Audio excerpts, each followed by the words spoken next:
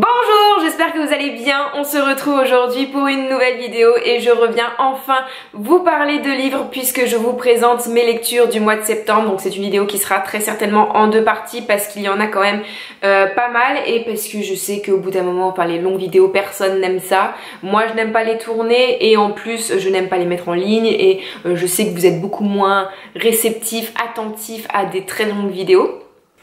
J'ai commencé mon mois de septembre avec Après toi de Jojo Moyes chez Milady, donc c'est la suite de Avant toi si vous vous souvenez bien.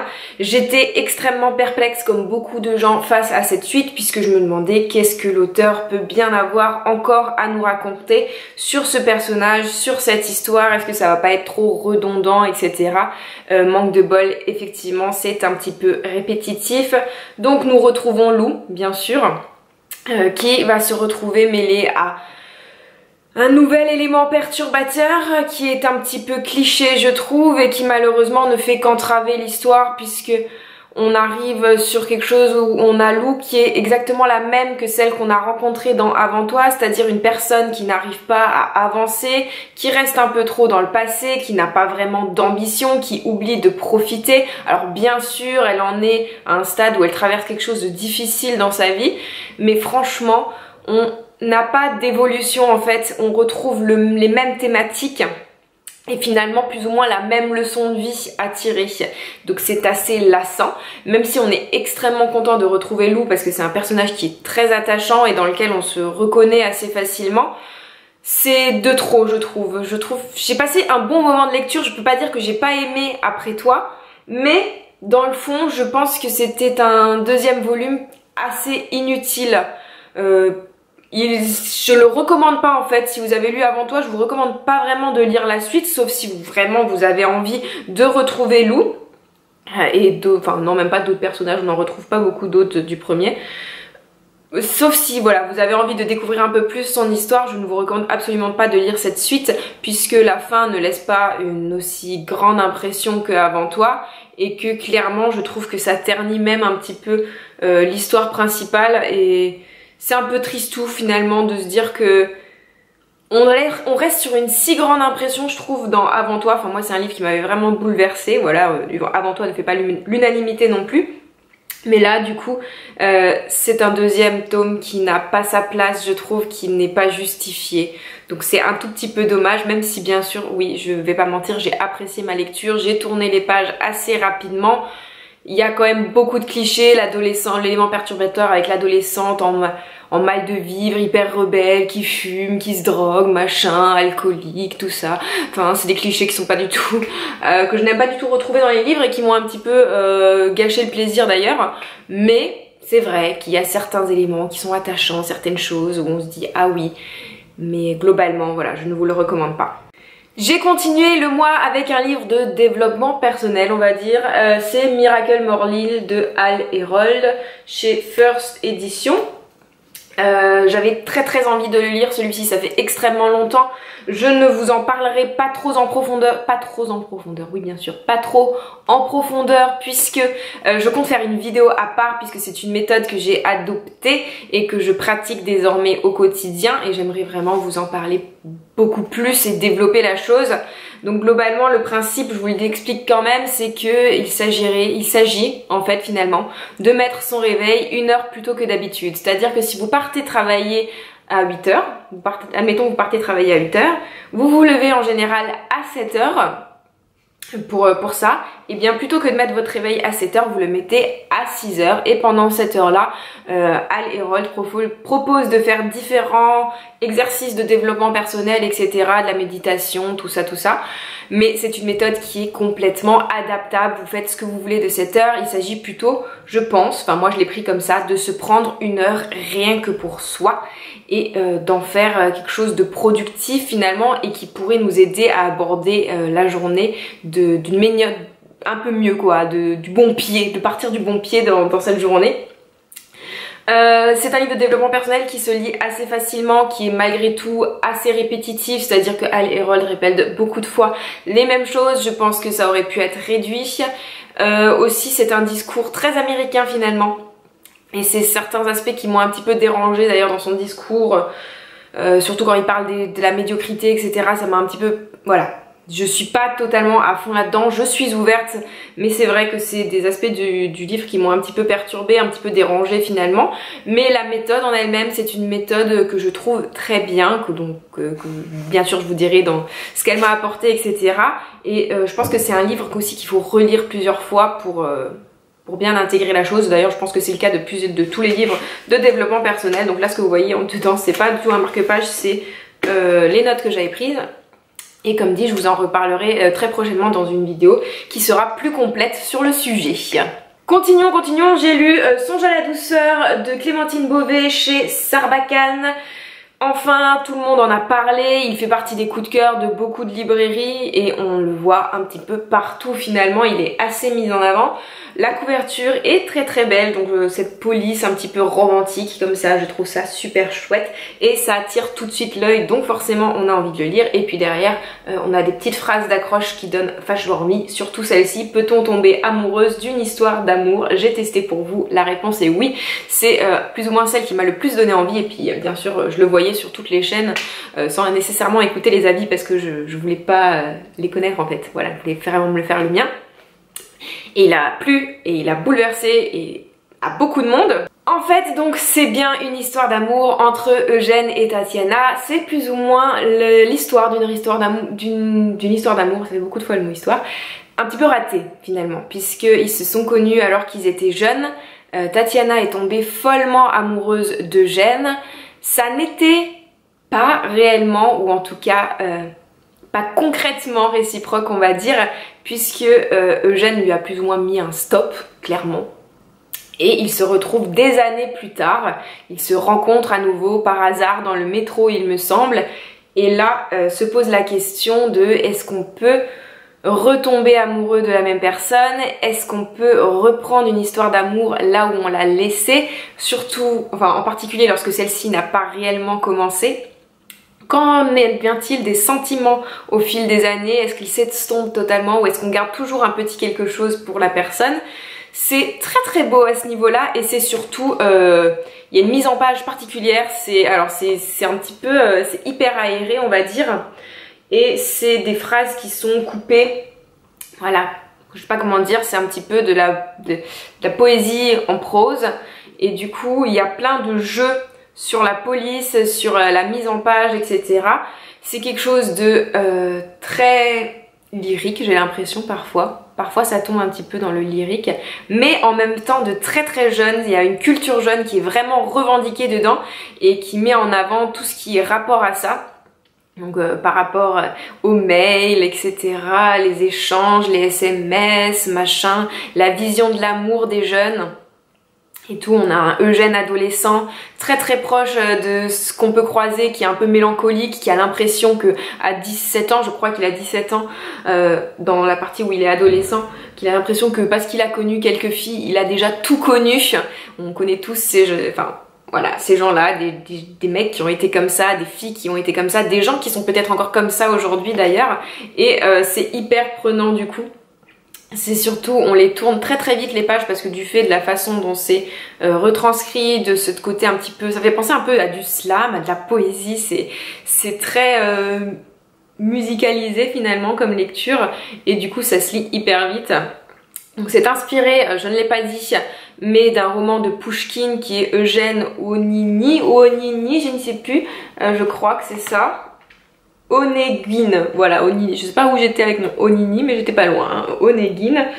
Je n'ai pas lu ce roman, je n'ai jamais lu Pouchkine, pourtant j'ai du Pouchkine dans ma bibliothèque à la maison, mais je ne l'ai jamais lu. J'essaierai d'y remédier parce que du coup je suis assez intriguée d'où elle a pris son inspiration. J'ai envie de connaître les liens qu'il y a par rapport au roman de Pouchkine et au sien. En tout cas, c'est une lecture qui est innovante, originale, qui fait du bien, qui est toute douce. J'ai pas trouvé vraiment de points négatifs. Je trouve que c'est le genre de roman pour la jeunesse qu'il faudrait qu'on aimerait voir plus souvent finalement parce que ça fait du bien de voir quelque chose d'un peu différent et surtout qui se rapproche plus de la littérature dans les codes, etc. En tout cas, c'est un très très beau travail que Clémentine Beauvais a fait. Je dirais pas que ça a été un coup de cœur pour moi, mais c'est vrai que j'ai été très impressionnée par cette histoire, par la façon dont elle est écrite, par le côté poésie, machin. Pour moi c'est un sans faute et vraiment si vous hésitez encore à vous lancer, je vous conseille d'y aller, même si vous ressortez pas comme moi, vous n'avez pas un coup de cœur ou quoi. Croyez-moi, je pense que c'est plus ou moins un incontournable et que ça devrait devenir un incontournable de la littérature jeunesse. J'ai aussi lu La délicatesse de David Fuenquinos, donc ça c'est chez Folio en poche. Vous savez que j'aime beaucoup Fuenquinos, j'ai lu beaucoup de ses romans, j'en ai lu 3-4 déjà.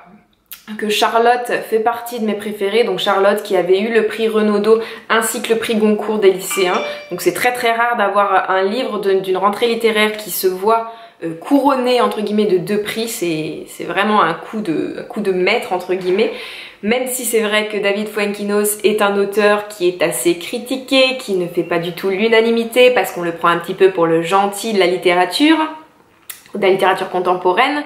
On ne le prend d'ailleurs parfois pas pour un vrai auteur puisqu'on dit qu'il manque de style, que c'est plat, machin. Bref, je suis partie dans un débat qui n'était pas du tout prévu. Et La délicatesse, c'est un petit peu son roman le plus connu, c'est son 8e roman si je ne dis pas de bêtises.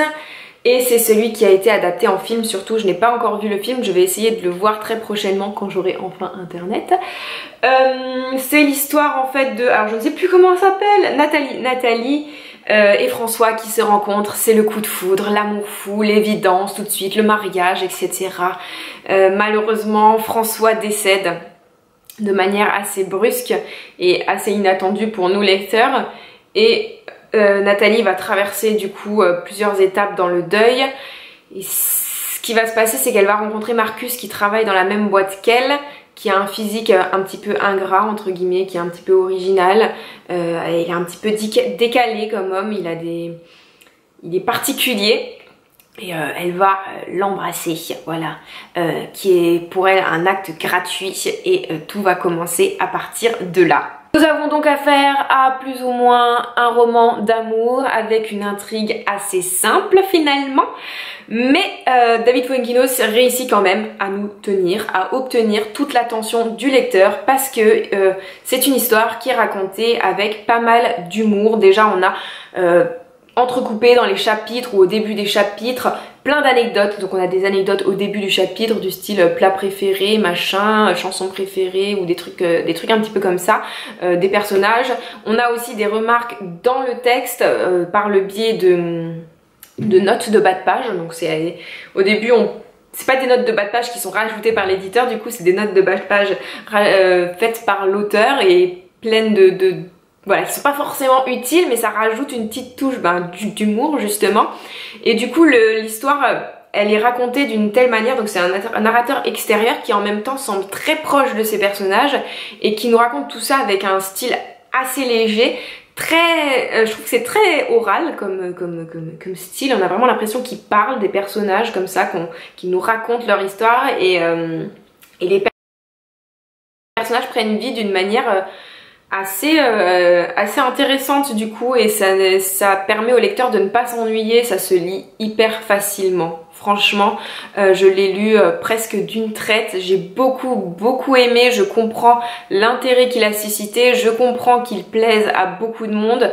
Je pense que c'est un des romans de David Fuenquinos qui saura séduire le plus de monde. Ce n'est pas du tout de la grande littérature bien sûr, donc je comprends un petit peu qu'on le critique à ce niveau là. C'est vrai que maintenant que j'en ai lu plusieurs de lui, en dehors de Charlotte qui est vraiment à part de ses autres romans je pense, c'est plus ou moins on retrouve un peu les mêmes ingrédients, donc c'est un auteur qui aime beaucoup tout ce qui est rapport finalement à l'amour, à la vie de couple machin, c'est des thèmes qui l'inspire beaucoup j'imagine, et on retrouve vraiment ça dans La délicatesse. Maintenant c'est vrai que je les ai trouvées hyper touchantes comme histoire d'amour parce qu'elle n'est pas commune non plus, parce que c'est l'histoire d'une femme qui est extrêmement belle et qui finalement va tomber sous le charme d'un homme un petit peu, comment dire, que les gens ont tendance à mettre à l'écart, que les gens trouvent... en fait c'est un couple que les gens vont juger et qu'ils vont pas trouver normal, et je trouve que ce qui a été développé autour de ça, autour du jeu des apparences et hyper intéressant et ça m'a beaucoup plu. Donc voilà, donc j'ai beaucoup aimé la délicatesse. Ce n'est pas un coup de cœur parce que j'avais eu un coup de cœur pour les souvenirs et donc pour Charlotte. Charlotte, c'est un de mes romans préférés. Mais je suis néanmoins contente d'avoir enfin lu celui qui fait plus ou moins partie, enfin l'œuvre plus ou moins majeure entre guillemets de David Fuenquinos. Aujourd'hui, alors je voulais faire une vidéo courte mais le problème c'est que je me rends compte que là je suis déjà à 19 minutes, je parle énormément sur chaque livre, on ne va pas du tout s'en sortir. J'ai lu À ma place de Claire Winienne, je ne sais pas si ça se dit comme ça ou pas, chez les éditions Cherche Midi, je l'ai reçu de la part des éditions, donc je les remercie encore une fois. C'est un roman très court comme vous le voyez qui se lit très vite, peut-être 2 heures maximum. C'est l'histoire d'une jeune fille, donc Lise. En fait la maison familiale est vendue à une personne qui était autrefois son meilleur ami et on comprend petit à petit en fait que son meilleur ami a pris sa place dans sa vie, s'est accaparé sa vie, que ce soit sa famille ou ses amis, et elle nous explique ça, elle nous explique comment c'est arrivé, enfin du moins on s'attend à ce qu'elle nous explique comment c'est arrivé. Moi j'ai trouvé qu'on ne rentrait pas du tout assez dans le vif du sujet et qu'au contraire l'auteur avait tendance à s'éparpiller et à parler de tout sauf de ce qui vraiment nous intéresse. Alors je ne sais pas si on était censé lire entre les lignes ou pas, en tout cas moi je n'ai pas vraiment réussi, j'attendais des choses, des éléments de compréhension qui ne sont pas venus, j'avais besoin de concret et on reste malheureusement trop en dehors vraiment de ce qui nous intéresse. J'ai trouvé que le style finalement était assez plat. Au début je trouvais ça joli et puis au fur et à mesure, comme on n'a pas de contenu, eh bien le joli malheureusement ne suffit pas à compenser et c'est assez triste quand on lit un roman, ce genre de choses. Et je pense que ce n'est clairement pas son meilleur parce que je sais qu'elle a reçu du coup pour son premier roman elle a reçu le prix du premier roman. Et je pense que j'aurais peut-être dû le lire celui-ci parce que du coup là d'avoir lu À ma place ça me donne pas nécessairement envie de découvrir un peu plus cet auteur. Je pense vraiment que c'est pas du tout son meilleur, qu'elle a fait des choses beaucoup plus chouettes et que là ça manque de profondeur, les personnages sont trop lisses, on ne comprend pas vraiment où elle veut en venir et c'est assez dommage parce que ça aurait pu être quelque chose de très intéressant, de développer ce côté trahison au sein d'une amitié, de développer les rapports qu'il peut y avoir, les inégalités qu'il peut y avoir dans une amitié et là on n'a pas ça clairement, donc c'est dommage. Là c'est tout pour cette vidéo que je voulais courte mais qui ne sera pas tant que ça finalement je pense, je verrai au montage mais j'en suis déjà à plus de 20 minutes donc ça va être compliqué je pense. J'espère que ça vous a plu, n'hésitez pas à me dire en commentaire si vous avez lu certains de ces livres, si par exemple vous pratiquez vous aussi le Miracle Morning, dites-le moi et moi je vous dis à bientôt pour une prochaine vidéo. Bye bye.